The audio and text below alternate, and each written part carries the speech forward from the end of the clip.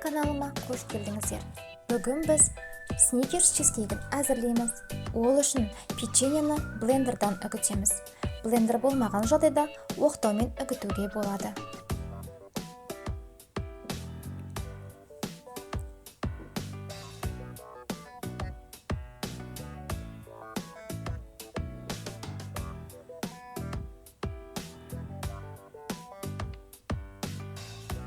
Кейін үстіне какао мен ерітілген сары майымызды қосып, жақсылап араластырамыз.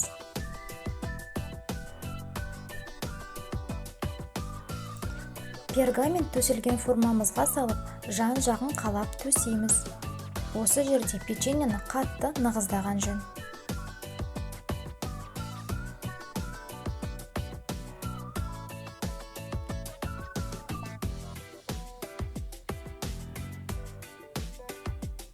Дайын болған соң тоңазғышқа қоямыз. Енді ыдысымызға творожный сыр, маскарпоне, қант, жұмыртқа және сливкиді қосып, жақсылап қол венчігімен араластырамыз. Миксермен араластырмаған жөн.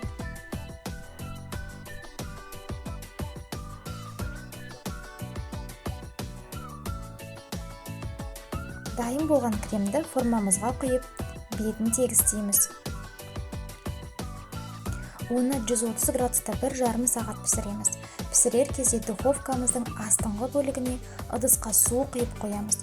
Міндетті түрде 130 градуста пісірген жөн. Себебі жоғары температурада печеньеміз сынып кетуі мүмкін. Дайын болған чизкейгімізді 4 сағат немесе түңгілікке тоңазғышта суытамыз. Карамельді дайындау үшін табамызға қант салып ерітеміз.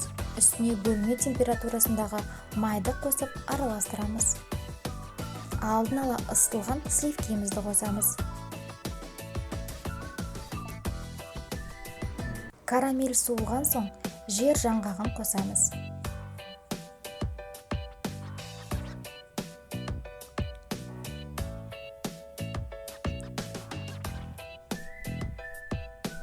Енді суытылған чизкейгіміздің үстіне дайын болған карамельді құйып, тоңазғышта тағы 1 сағат суытамыз.